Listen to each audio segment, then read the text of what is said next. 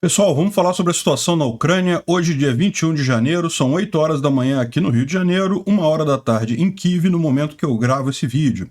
E terminou ontem o encontro lá na base aérea de Ramstein, na Alemanha. A Ucrânia se declarou muito satisfeita com o resultado.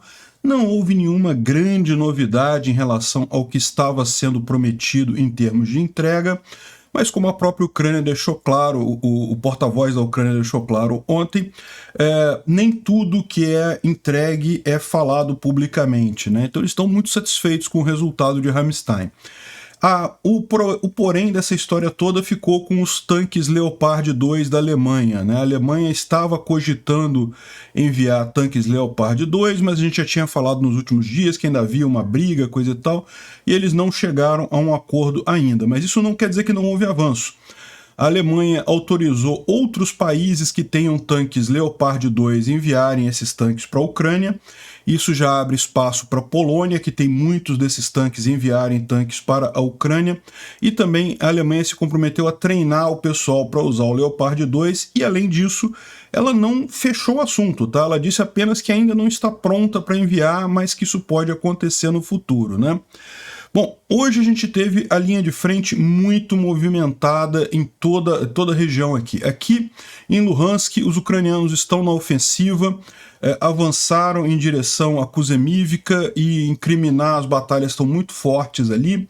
Realmente muita movimentação aqui. Em Bakhmut continua a mesma coisa, os russos avançando a qualquer custo em Klishchivka, mais ao sul. Em Soledar, os russos tomaram a cidade, mas não conseguem se estabelecer porque os ucranianos bombardeiam o tempo todo. Mas o mais curioso foi aqui na região de Zaporizhia, que, segundo os russos, hoje começou a ofensiva russa na região de Zaporizhia. É exatamente. O objetivo deles é tomar a cidade de Zaporizhia aqui em cima. Eles estão agora, na visão dos bloggers russos, eles estão atacando essa cidade aqui de Oryhiv, que é uma cidade grande que tem muitas tropas ucranianas aqui, né? Mas, aparentemente, a coisa não foi esse sucesso todo, não. A gente vai explicar isso aí em detalhe. Vamos ver esses e outros assuntos em detalhes. Essas notícias foram sugeridas por Minaquistão, Não Sei O Que Escrever e várias outras pessoas. Obrigado aí ao pessoal que sugeriu a notícia. Obrigado a você que está assistindo o nosso vídeo. Se você gosta do nosso conteúdo, por favor, deixe o seu like e se inscreva aqui no canal, né? Pois bem, vamos começar falando sobre os equipamentos que foram prometidos. No final das contas, a gente tem agora a lista final aprovada lá em Ramstein, e lógico, como era de se esperar, o pacote americano é o mais impressionante deles, né, com 59 Bradley, e mais um monte de coisa, muita munição, sistemas de defesa antiaérea, os Strykers, os Humvees, MRAPs, que são aqueles veículos que sobrevivem a minas, né? Enfim, muita coisa mesmo. Não para que não, tá? Tem mais aqui, ó. Mais Nazans e, enfim, muita coisa mesmo dos americanos aqui. Foi confirmado tudo isso para essa entrega agora. Aqueles mísseis de mais longo alcance não estão na lista, como a gente havia avisado ontem. Na verdade, eles vão começar a ser produzidos agora. Em algum momento do futuro serão entregues, mas ainda não é algo para agora, imediatamente, né? De qualquer forma, é um pacote muito...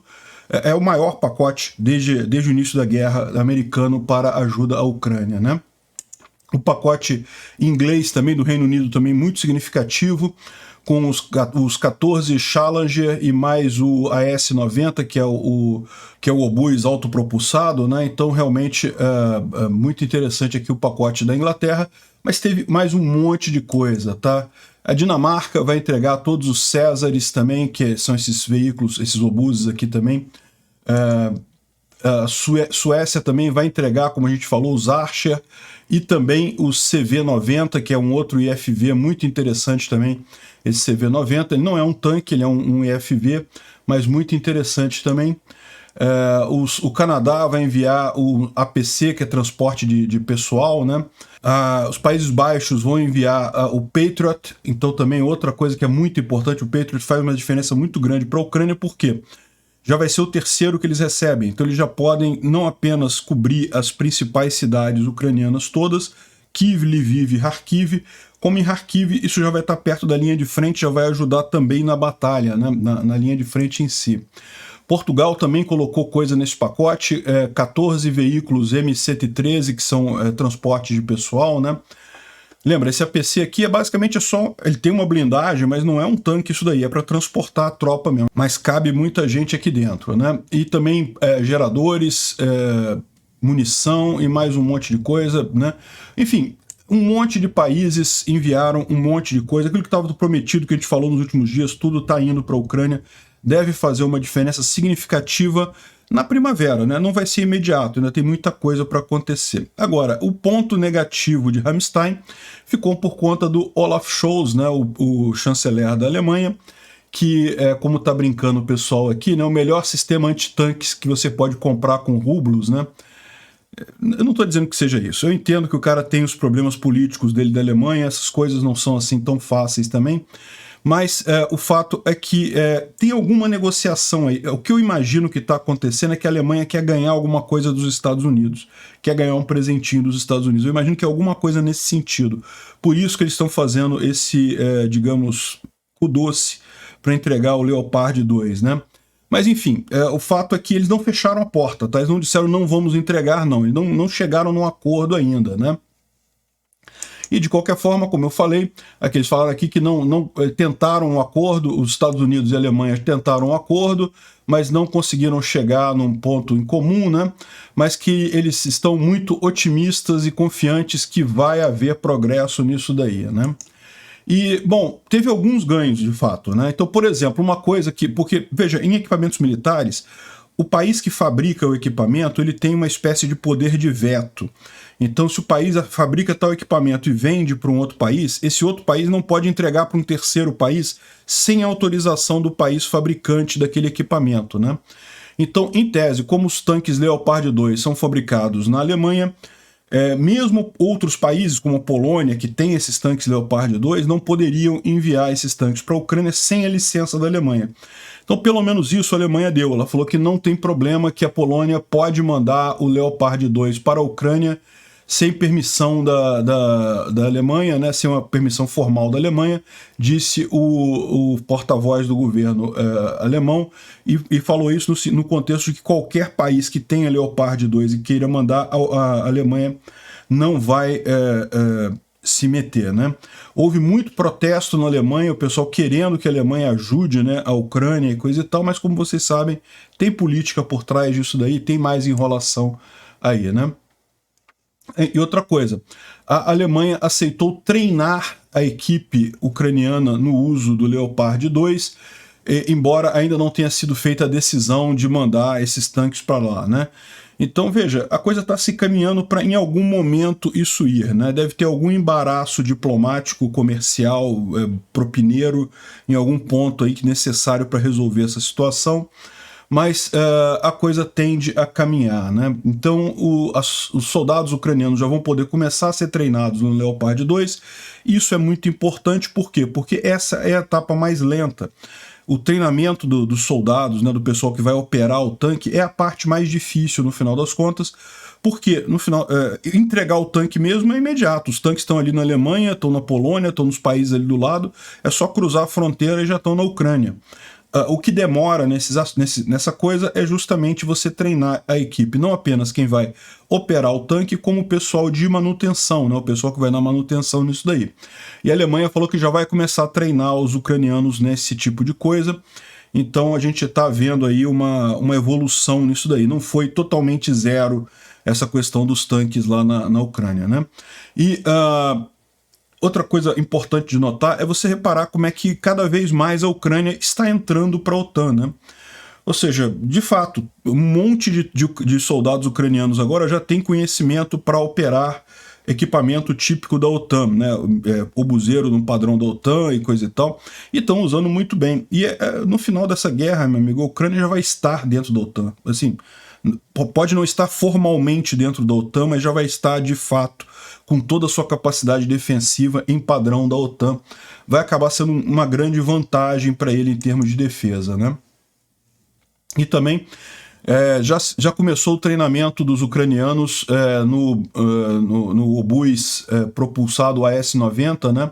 autopropulsado, eles já vão estar começando e também já vai começar nos próximos dias o treinamento no Challenger 2, né? Isso aqui que é o ponto que a gente tem que ver, porque treinamento em tanque é relativamente rápido, tá? Em poucas semanas, você pegando um soldado ucraniano que já sabe dirigir um tanque, já sabe o básico de operar um tanque, né? Certamente um tanque soviético, um T-72 ou T-80, e para aprender um outro tanque não é algo muito complicado, né? Mas tem um monte de sistemas diferentes, esses tanques são muito mais avançados e coisa e tal. Eu digo isso assim, em relação a, por exemplo, você treinar a defesa antiaérea como o Patriot. O Patriot vai levar meses para o pessoal estar capacitado para poder operar isso. Tanque vai levar semanas, talvez um mês, para o pessoal estar sabendo operar esses tanques e esses equipamentos que estão sendo enviados, né? Então, é lógico, isso seria muito melhor se tivesse sido feito antes da guerra, que os ucranianos já usassem equipamento da OTAN antes da guerra, mas a verdade é que se a Ucrânia já estivesse na OTAN antes da guerra, nem guerra teria, né? Esse foi o grande erro nessa história toda. E como a gente falou, o que é combinado em Ramstein não é apenas a questão desses armamentos. Esses armamentos são evidentemente o mais importante, mas toda a questão de treinamento e manutenção e tudo isso foi muito discutido lá. Um exemplo que eu trago aqui é que a Polônia se comprometeu a treinar toda uma brigada ucraniana. O tamanho de uma brigada varia de exército para exército, de país para país, mas a gente está falando alguma coisa em torno de 3.000 a 5.000 pessoas. Então é realmente uma força considerável, né? E a Polônia está se comprometendo a treinar uma brigada inteira ucraniana e equipar ela com T-72 e veículos de infantaria também, né? Então, ou seja, entregar uma brigada inteira prontinha para a Ucrânia é algo extremamente significativo. Isso daí, eles pretendem fazer isso até março, até o final de março. Para você ver que é um negócio demorado, né? Treinar esse negócio, ele está falando de pegar mobilizado que não tem experiência e treinar tudo e coisa e tal, é realmente uma ajuda bastante. Não é em nada novo, tá? Eles vão treinar em T-72, que é o tanque que a Ucrânia tem em maior quantidade, mas a Polônia tem muito também, porque é tudo tanque da era soviética, né? Uma outra coisa que se discutiu, mas isso daqui é apenas um início de conversa, não está definido, é que o Reino Unido pode enviar o ATACMS para a Ucrânia, ou seja, os Estados Unidos não querem enviar, mas a Inglaterra talvez envie. E o ATACMS é uma arma que realmente faz uma diferença enorme em termos de alcance. E outra coisa, né, ela pronta, né, diferente do GLSDB que a gente estava falando, né, que já foi prometido, mas agora que vai começar a fabricação dele, então isso ainda deve levar um tempo significativo até estar pronto, né? O ATACMS não, o ATACMS está pronto, está na prateleira, é só entregar. Então é bastante promissor isso daqui, né? Bom, vamos falar então agora sobre a linha de frente, porque teve muita coisa, aconteceu muita coisa de ontem para hoje, tá? O Igor Girkin, ou Igor Strelkov, que é aquele criminoso de guerra lá, que é russo, né, que foi um dos responsáveis por inventar essas repúblicas separatistas, entre aspas, ali na Ucrânia, ele falou que começou a ofensiva em Zaporizhia, a ofensiva russa em Zaporizhia. É exatamente isso, os russos planejam avançar aqui em direção à cidade de Zaporizhia, nessa região aqui, justamente como uma forma de ajudar a retomar o Donbás. Então eles querem... Porque, lembra, né, os russos disseram que Zaporizhia agora é um território russo, né? Na visão deles, eles acham que é. E Kherson também, e Donetsk, e Luhansk, não sei o que lá, fizeram aqueles plebiscitos totalmente furados aqui na região, né? E eles acham que é. Então, a questão toda é essa, eles planejam fazer uma grande ofensiva aqui. E, de fato, se você olhar aqui o mapa, tem aqui vários sinais de que os russos tentaram avançar aqui nessa frente, estão avançando aqui, né? Ele está falando aqui, ó, eles estão anunciando aqui, ó, começou o avanço em Zaporizhia dos russos, né? Então aqui diz o Igor Girkin que hoje no fronte de Zaporizhia, aparentemente, uma ofensiva muito grande foi lançada.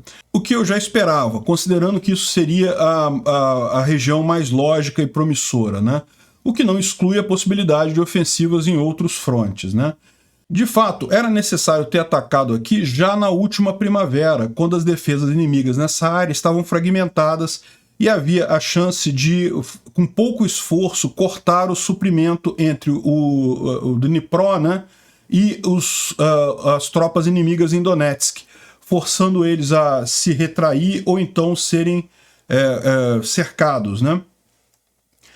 Agora, eu acredito que o sucesso inicial e algum progresso em Zaporizhia é possível. Talvez, com sorte, vai ser possível atacar várias pequenas cidades até o momento que o inimigo lançar o contra-ataque deles. Porém, nossas tropas não têm uma superioridade decisiva nessa região e o inimigo tem reservas mobilizadas nessa região aqui que não estão usadas. O nosso comando falhou em atrair elas para a batalha em Bakhmut. Assim, eu assumo que será uma batalha longa e sem uma vitória estratégica decisiva. Repara o que ele está falando aqui. O que ele está falando aqui é que todo esse negócio aqui em Bakhmut, toda essa coisa de onda humana para tentar conquistar a qualquer custo e coisa e tal.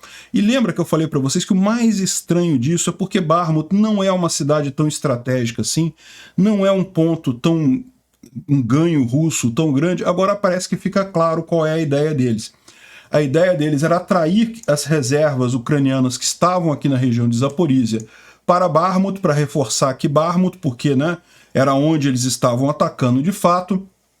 Então, era para tentar enganar os ucranianos, trazer as reservas para cá, mas os ucranianos não caíram nessa. Deixa eu tomar Bakhmut, não é uma cidade estratégica, né? Deixaram tomar Soledar, deixaram tomar Klishivka aqui embaixo. Aquilo que eu falei para vocês, né? O Bakhmut em si não caiu ainda, e está longe de cair, né? Tem muita coisa para eles fazerem aqui. Mas a ideia dos russos era atrair essas reservas ucranianas, que os ucranianos colocassem essas reservas para lutar em Bakhmut e com isso esvaziassem a região aqui de Zaporizhia, né? Só que não conseguiram isso, é o que está dizendo aqui o Igor Girkin, né? Bom, aqui o Raibar colocou aqui um mapa, né, dizendo qual seria o ataque russo, que os russos já tomaram essa área em vermelho toda aqui, e já estariam atacando aqui em vários locais aqui na frente, e já começou a batalha por Oryhiv, que é essa cidade maior aqui. Se você olhar aqui, ó, Oryhiv está aqui, e não, tem realmente batalha em várias dessas cidades aqui, mas não parece ter nada assim como ele está dizendo aqui, que já teria sido tomado completamente, coisa e tal. Enfim, vocês sabem, os russos tendem a exagerar muito esse tipo de coisa para efeitos de propaganda, né? Então, mas essa talvez seja a intenção deles, estão mostrando a intenção deles. Aqui em Oryhiv tem muitas tropas ucranianas aqui, né? E é um lugar que é necessário eles tomarem para chegar em Zaporizhia, né? Zaporizhia é o ponto que eles querem chegar.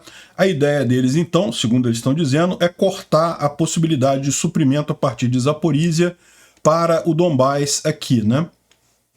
O Donbás está nessa região. Zaporizhia é um grande centro que a Ucrânia usa para abastecer suas tropas por aqui, e a ideia dos russos é chegar até lá, né? Mas eu não sei não, tá? Eu não estou tão otimista quanto os russos. Os russos estão muito otimistas, estão achando que vai. Aí aqui o pessoal está mostrando uma ofensiva, né? A ofensiva do 58º Exército na região de Zaporizhia, que muito anunciada pelos propagandistas russos, apenas reduziu o número do pessoal deles, né? Olha só, o pessoal vindo aqui, campo aberto, os soldados russos avançando sem nada, sem tanque, sem apoio, sem artilharia, sem nada, só os ucranianos atirando ali e dizimando o pessoal dos soldados, os soldados russos, né? Realmente, se é para ser desse jeito, não vai muito longe essa ofensiva russa ali não, né? O pessoal mostrando aqui outro ataque absolutamente insano do tipo Banzai, né? Ou seja, dessa vez não é em Bakhmut, mas em Zaporizhia. As tropas russas sem nenhum suporte armado, andando no campo aberto, e a infantaria ucraniana e os snipers fazendo apenas treinamento de alvo, né? Parece, agora, outra informação importante que eles estão dizendo aqui, né? Segundo diz o Raibar, é principalmente VDV, ou seja, os paraquedistas russos, a tropa de elite dos paraquedistas russos. Eu não sei se né? Mas vamos ver como é que vai ser isso daí. mas ele está dizendo aqui que foi principalmente o VDV que está fazendo isso daí. Se for o VDV fazendo missão suicida desse jeito, é ótimo, bom. E esse tipo de operação já está trazendo críticas até dos próprios russos, né? O Igor Girkin, que não é, esse cara aqui não é o Igor Girkin lá do Criminoso de Guerra, mas ele traz aqui uma informação aqui, ó. Pelo verão, todos os nossos desenvolvimentos vão estar completamente e finalmente sem sentido, porque não apenas as pessoas que poderiam trabalhar nessa parte técnica estarão completamente terminadas aqui no local, ou então a coisa vai ficar ainda pior, né? As organizações beligerantes que estão interessadas em trabalhar essas técnicas vão acabar. Da mesma maneira que alguns artilheiros já estão sendo mandados para infantaria lá na DPR, porque não tem cartuchos, não tem munição de artilharia, mas tem uma ordem para atacar. Então manda a infantaria mal treinada, que treinou para ser artilharia, sem o suporte da artilharia normal. Eles vão lá e morrem. E daí a gente precisa de mais infantaria em algum lugar, então vamos mandar mais artilheiros para a infantaria, senão eles vão ficar sem fazer nada. E daí volta para o número 2, ou seja, não tem a infantaria não treinada é mandada, né, os artilheiros não treinados em infantaria são mandados no lugar. Então, ou seja, o que eles estão dizendo que está acontecendo aqui, né? O pessoal está jogando gente não treinada para fazer a coisa e o pessoal está só morrendo sem nenhum avanço real aqui dos russos na região, que não sei como é que é. Lembra, isso aqui é um ataque que eles fizeram. Se essa contraofensiva aqui for verdadeira, ela deve ser algo muito maior, então pode ser que eles estejam fazendo melhor em outros lugares, mas o pessoal ucraniano não está levando muita fé nessa coisa, nesse avanço russo aqui não. Ao contrário, pode ser que isso aqui abra espaço até para os ucranianos fazerem a contraofensiva em seguida, né? Mas, bom, não é só no sul que a coisa está pegando, não. Lá perto de Kreminá também as batalhas estão muito fortes ali. Tem uma imagem aqui das batalhas naquela floresta próxima de Kreminá, né? Tem vídeos aqui, eu não posso mostrar muita coisa, porque começa a aparecer corpos aqui. Kreminá, vocês sabem, nessa região aqui, então já está tendo muita batalha por aqui, né? E a floresta é essa floresta aqui que ela se refere, onde está acontecendo a maior parte das batalhas, né? E não é ali também lá em Kuzemivka, os ucranianos continuam a fazer ataques e a forçar as tropas russas em Kuzemivka para elas saírem da cidade. Parece que a linha de defesa russa já está ao oeste, né, a leste da cidade, né? E Kuzemivka é aqui em cima, como vocês podem ver, está tendo muitas batalhas aqui também, e Kuzemivka é essa cidade aqui, a gente já falou, os ucranianos retomaram Novoselivka e estão forçando os russos fora de Kuzemivka aqui, e é a ideia de justamente liberar essas 4 cidades aqui para avançar em direção a Svatov, né? Então parece que os ucranianos estão conseguindo avançar bastante por aqui. Ontem, inclusive, o pessoal do Reporting from Ukraine, vocês conhecem esse canal, né? É um rapaz ali de Mykolaiv que faz esses vídeos muito bem feitos, diga-se de passagem, e ele estava falando aqui justamente que, segundo as informações que ele tem, os ucranianos já teriam tomado Kuzemivka, tá? Kuzemivka já teria sido tomada pelos ucranianos a partir de Novoselivka, e com muitos bombardeios aqui em Kuzemivka, forçando os russos a saírem da cidade, e os ucranianos tomando ali a cidade de Kuzemivka, né?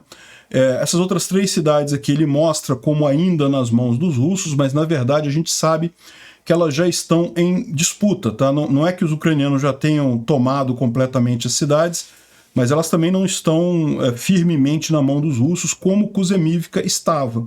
Então o fato dos ucranianos terem expulsado Kuzemivka, expulsado os russos aqui de Kuzemivka, coloca ela na mesma posição dessas outras 3 cidades aqui, que são justamente as 4 cidades que protegem, digamos assim, Svatov, né? Então é bem possível que os ucranianos continuando, se conseguirem continuar nesse ritmo, em breve já vão estar se dirigindo aqui a Svatov, né?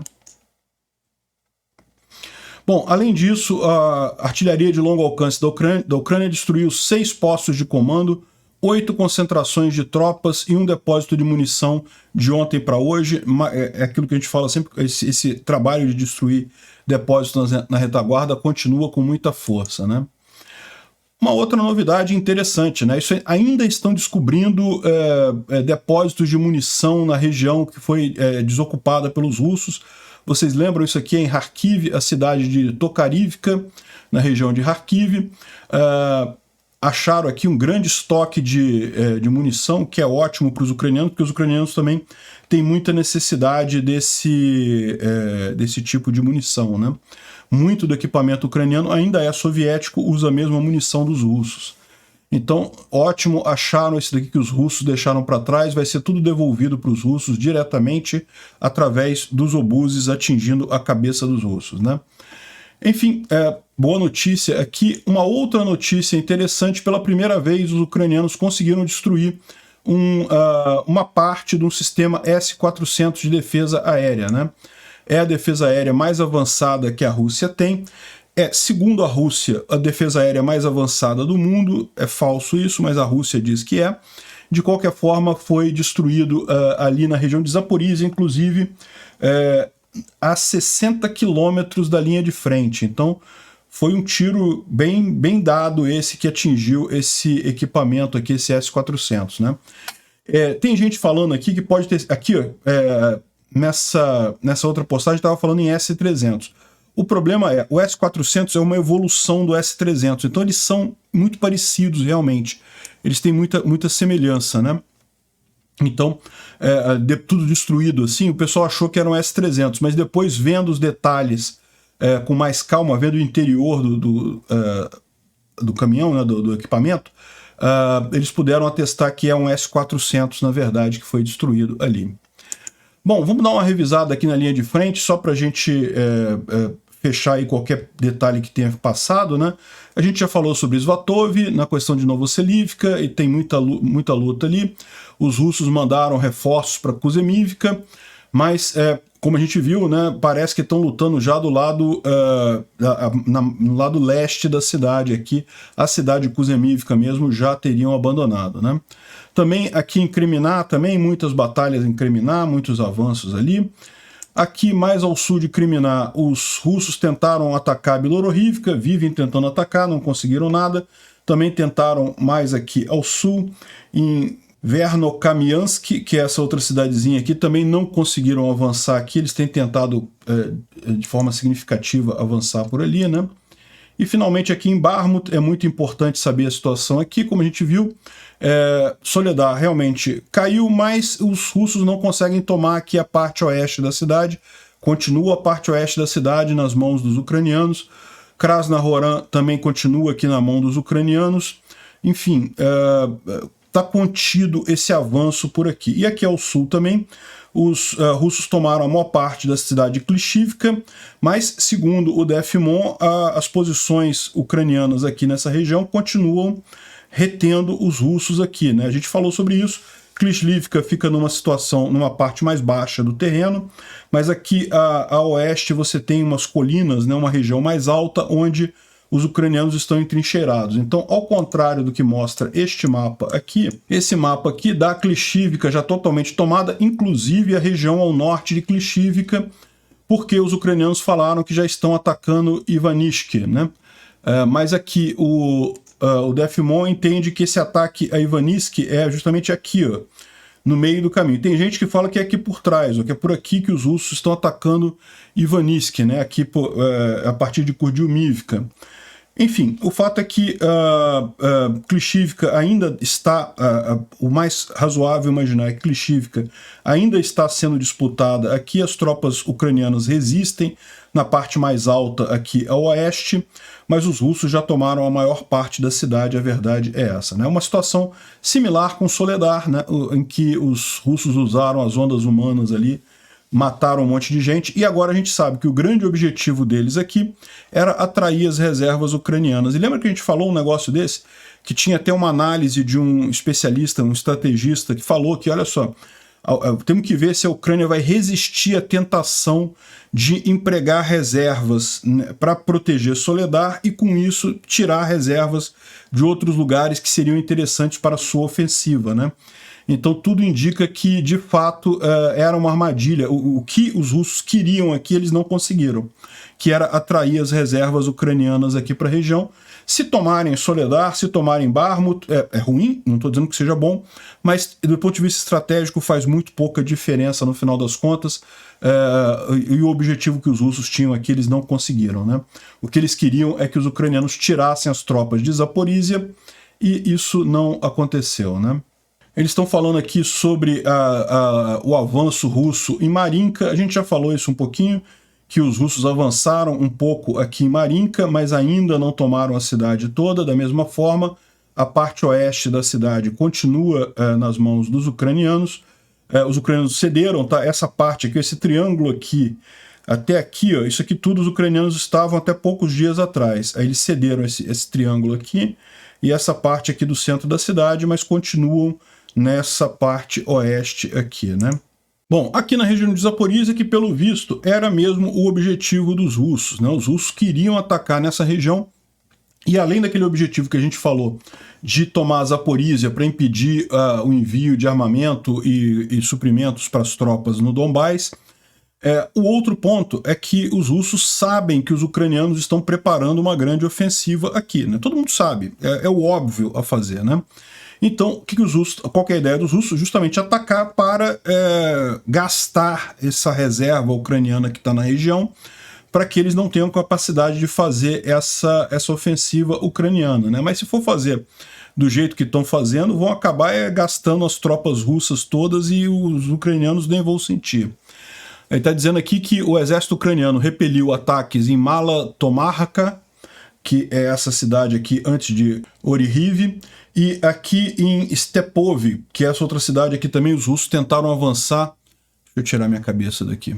Stepov, essa outra cidadezinha nesse canto aqui, que os russos tentaram avançar, mas não conseguiram, né?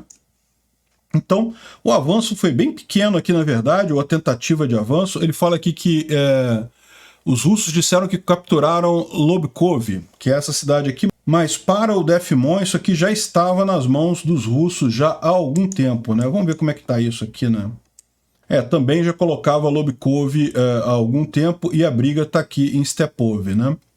Enfim, ele fala aqui, ó, que o Raibar diz que capturou um monte de coisa e tal, mas não conseguiu grandes coisas não, né? Parece que não vai conseguir, não avançaram tanto quanto estão dizendo ali aquele mapa do Raibar, né?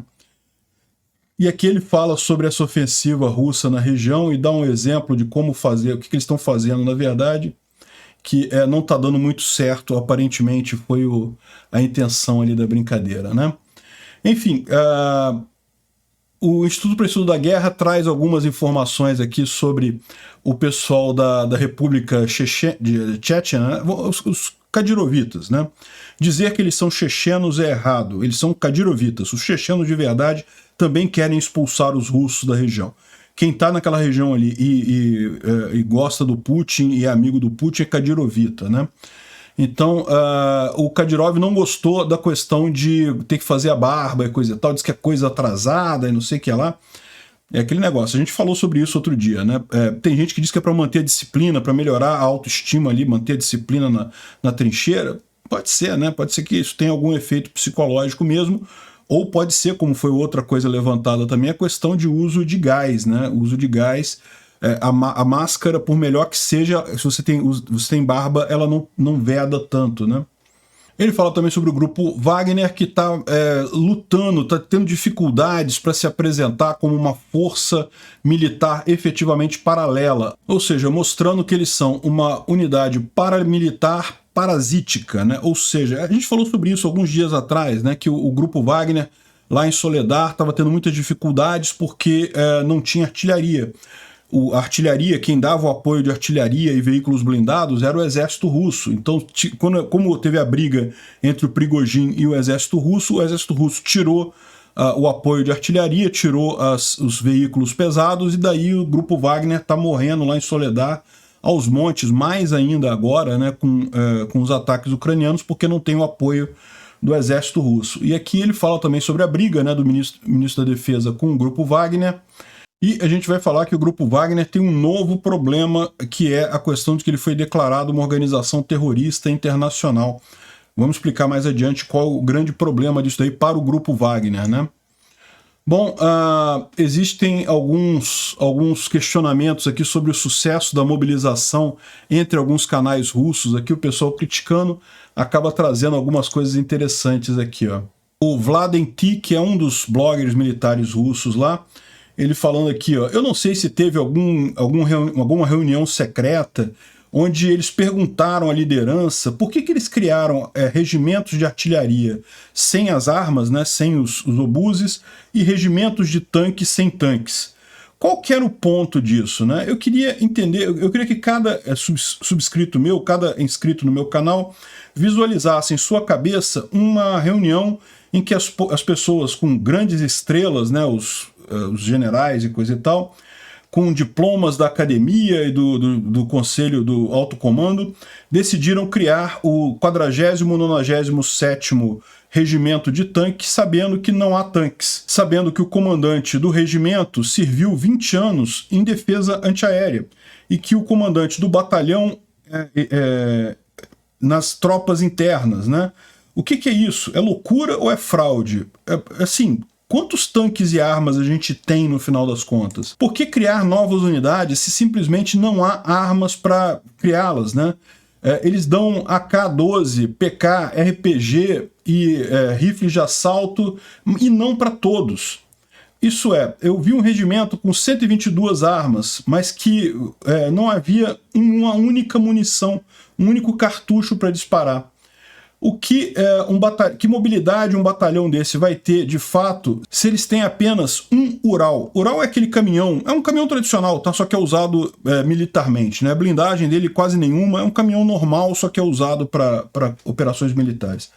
Batalhões inteiros de mobilizados, pessoas que se movem em Gazelles e UAZs, eu não conheço isso. Deixa eu ver o que é isso daqui. Aparentemente são marcas de carro russas, tá? Algumas vezes esses carros são dados pelo Estado, outras vezes esses carros são doados por voluntários, e algumas vezes pessoas compram eles com seu próprio dinheiro. Mas mesmo esses veículos não vai deixar ninguém tranquilo, ninguém dormindo de forma pacífica. Bam! Uma ordem foi emitida que vai ser impossível agora usar veículos pessoais no combate. A gente falou sobre isso outro dia também, que o Gerasimov ordenou que não pode ter veículo civil em combate, né? E aí o que eles estão falando é isso, né? Parece que o pessoal estava usando esses veículos russos, isso aqui são marcas russas de veículo civil, tá? Caminhonetes civis russas, e não vai poder mais fazer isso, né? Então a crítica grande deles aqui, que o pessoal está montando batalhões inteiros sem armas, né? O observador traz também aquela mesma observação que o Instituto para Estudo da Guerra falou sobre a questão do Kadyrov não tá gostando desse negócio de raspar a barba, não, né? E um último ponto, mas muito importante, os Estados Unidos designou, aqui está falando que vai designar, mas na verdade a gente já tem a informação aqui, ó, que hoje cedo acabou de definir que o Grupo Wagner é uma organização criminal, uma organização criminosa internacional, né? E o que muda nesse caso, né? O Grupo Wagner, lógico, já é ilegítimo de qualquer forma. Curiosamente, mesmo na Rússia, ele é ilegítimo, não é legal, né? Mas o que muda com os Estados Unidos designando ele uma organização criminosa internacional? Simplesmente que os Estados Unidos pode agora congelar depósitos não só do Grupo Wagner, que sejam identificados como sendo do Grupo Wagner, como pode também sancionar países que ajudem o Grupo Wagner, né? E isso pode ter um efeito muito grande, porque você sabe, uma parte grande da força que o Grupo Wagner tem vem não da Rússia, mas da África, né? O Grupo Wagner tem várias tropas espalhadas em vários países da África, e além de eles fazem a proteção dos ditadores desses países, tipicamente, e em troca disso eles recebem uma parte eles exploram minas de ouro lá na região, né? E com isso, esses países na África, embora tenham muita influência russa, ainda tem conta em dólar, ainda tem negócios sendo feitos com países do Ocidente. Com essa medida, os Estados Unidos vai conseguir congelar um monte de contas do Grupo Wagner ou de pessoas que ajudam o Grupo Wagner, o que deve tornar a fonte de recurso para esse pessoal um pouco mais difícil, né? É lógico, lá dentro da Rússia ele vai continuar com os contratos que ele tem, né? A gente sabe que o Prigozhin ele fornece catering, né? Fornece refeições prontas para presidiários, para escolas, para um monte de coisa dentro do governo russo. Ele vai continuar com esses contratos, vai continuar ganhando muito dinheiro, mas só lá na Rússia. Essas operações dele fora da Rússia começam a ficar comprometidas agora com essa declaração, né? E finalmente, só para terminar aqui, a Ucrânia deteve 7 espiões russos lá envolvidos no ataque de Dnipro. Pessoas que estavam fornecendo coordenadas e que foram ver a destruição para mandar dados para os russos tentarem entender o que aconteceu. E, no final das contas, foram identificados e presos pelo serviço secreto ucraniano. Obrigado por assistir o vídeo até o final. Além de curtir, compartilhar e se inscrever no canal, considere se tornar patrocinador com valores a partir de R$ 1,99. Clique no botão Seja Membro abaixo para saber as condições e vantagens de patrocinar o canal. Mais informações sobre o nosso projeto, visite nossos sites indicados na tela.